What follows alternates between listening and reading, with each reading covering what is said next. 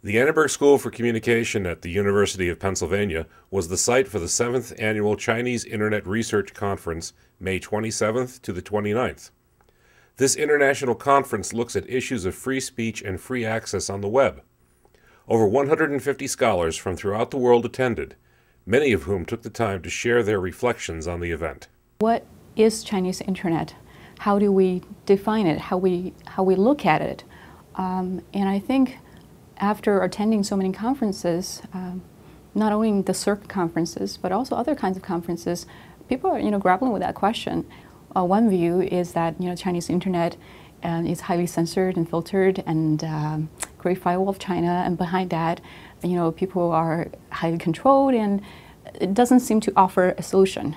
And on the other side, we have a lot of people in China. They're very hopeful and talking about public sphere and civil society as if we're already there. And my answer to that is it's somewhere in between. My view is that it should be regulated, but using what I call judicious regulation. So it's not kind of a blind, everything must be regulated kind of approach, or a blind, nothing can be regulated approach, but I think judicious regulation. Because the internet is really about people using the medium. You don't regulate the medium, you regulate the people. And when the people, you need some kind of regulations for what I call social lubrication. So I argue that internet can be regulated, should be regulated, and I show that it is being regulated, and even by the USA at the time. Internet control has been growing in China over the past 10 years. So this is one general trend, and I think it's going to continue. And it's going to continue, but it's also going to be becoming more and more sophisticated, that the state is also changing its strategies of control.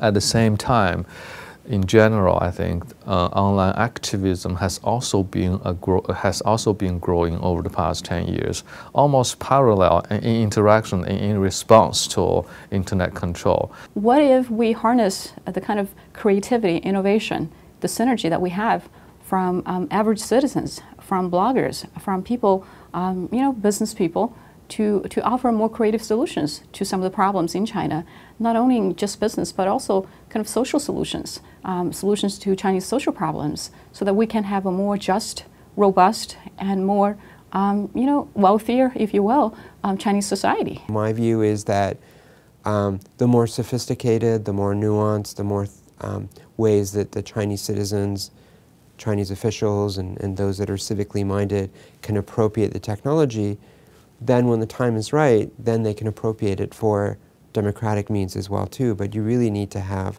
a base of people using the technology, people that are connected, being able to use it for non-problematic things like earthquake relief, but that creates that pool of mobilization that should the reason arise, and those things arise sometimes spontaneously, can then bring the citizens on board. The first online community I joined in China was called Shizi.com at that time.